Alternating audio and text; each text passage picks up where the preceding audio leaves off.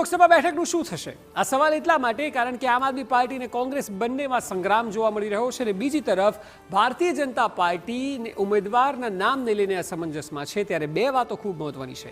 એક તો મુમતાઝ પટેલ અને ફૈઝલ પટેલ શું ખરેખર આમ આદમી પાર્ટી માટે પ્રચાર કરશે, અને બીજું કે ભાજપનો લોકસભાનો મૂર્તિઓ કોણ હશે? જોઈએ આ રિપોર્ટ.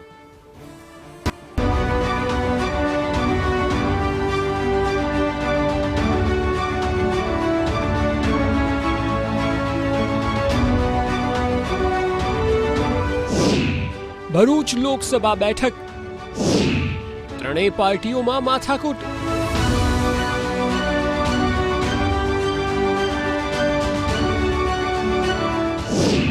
ભાજપમાં ઉમેદવારને લઈને સંઘર્ષ, કોંગ્રેસની આમ આદમી પાર્ટીથી નારાજગી.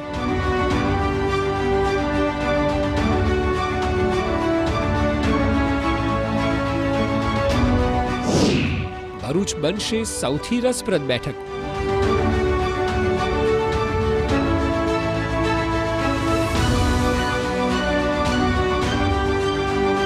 ગુજરાતની 26 લોકસભા બેઠકોમાંથી સૌથી વધુ ચર્ચા હાલ કોઈ એક બેઠકની થતી હોય તો તે છે ભરૂચ લોકસભા સીટ.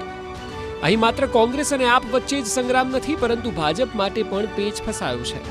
ત્રણેય પાર્ટીઓની આ બેઠક પર અલગ અલગ સમસ્યા છે. તમામ બાબતોની વાત કરીશું. રાજકીય સમીકરણોની પણ ચર્ચા કરીશું.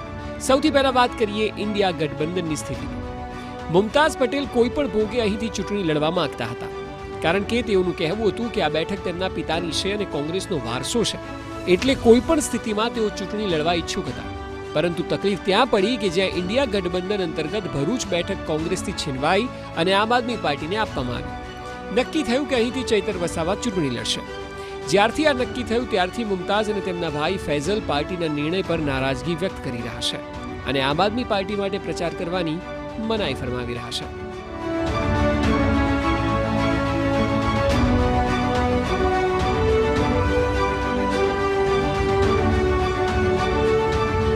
બીજી તરફ ચૈતર વસાવાએ અનેકવાર કોંગ્રેસના નેતાઓ અને અહેમદ પટેલનો આદર કરતા હોવાની વાત કરી.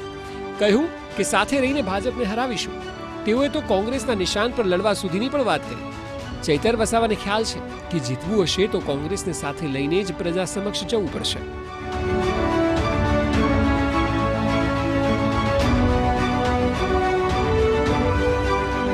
આ તમામ બાબતો બાદ આજે એક ટ્વિસ્ટ કે રસપ્રદ કહી શકાય તેવી વાત એ સામે આવી કે ઉમેદવારી વિવાદના મુદ્દે કોંગ્રેસમાં જ બે ભાગ જોવા મળી રહ્યા છે. એક તરફ છે મુમતાઝ જૂથ અને બીજી તરફ છે અન્ય કોંગ્રેસીઓ. મુમતાઝ જૂથ આમ આદમી પાર્ટીની ટિકિટ ફાળવણીનો વિરોધ કરે છે, તો અન્ય કોંગ્રેસી અગ્રણીઓ આમ આદમી પાર્ટીના ઉમેદવાર ચૈતર વસાવાને સમર્થન આપ્યું. યુવા કોંગ્રેસના શરીફ કાનુગાનો ચૈતરને સમર્થન આપતો પત્ર પણ જોવા મળી રહ્યો છે. આ સિવાય ગત ટર્મના ઉમેદવાર વિજયસિંહ પટેલે પણ ચૈતર વસાવા માટે પ્રચાર કર્યો હતો. એવું નથી કે માત્ર કોંગ્રેસ અને આપમાં જ તકલીફો છે, ભાજપના માથે પણ મુશ્કેલી છે. સવાલ એ છે કે કોણ હશે ભરૂચમાં ભાજપનો ઉમેદવાર? આ સવાલ થવો સ્વાભાવિક છે, કારણ કે ભાજપ અહીં 6 વારના સાંસદ મનસુખ વસાવાને કદાચ રિપીટ નહીં કરે, કારણ કે હવે ભાજપને ભરૂચમાં નવી નેતાગીરી જોઈએ છે. મનસુખ વસાવા હજી પણ ટિકિટની ઈચ્છા ધરાવે છે, ત્યારે ભાજપ અહીં જેને પણ ઉમેદવાર બનાવશે તેનાથી જંગ રસપ્રદ બનશે. જો મનસુખ વસાવા કપાય છે તો તેઓ પાર્ટીથી નારાજ થશે, અને આવું થાય તો ફાયદો ચૈતર વસાવાને થાય, અને જો મનસુખ વસાવાને રિપીટ કરાય તો ચૈતર માટે પડકાર સર્જાય. ભરૂચ લોકસભાના ઇતિહાસની વાત કરીએ તો આ બેઠક 1989 થી ભાજપ પાસે છે. મનસુખ વસાવા છેલ્લી 6 ટર્મથી સાંસદ છે અને વસાવા અહીંથી એક પણ ચૂંટણી હાર્યા નથી. કોંગ્રેસના નેતા અહેમદ પટેલ 3 વાર જીત્યા હતા. આ લોકસભા બેઠકમાં 7 વિધાનસભા સીટ છે: ઝઘડિયા, ડેડિયાપાડા, અંકલેશ્વર, ભરૂચ, જંબુસર, વાગરા, કરજણ. 7માંથી 5 વિધાનસભા ભાજપ પાસે છે.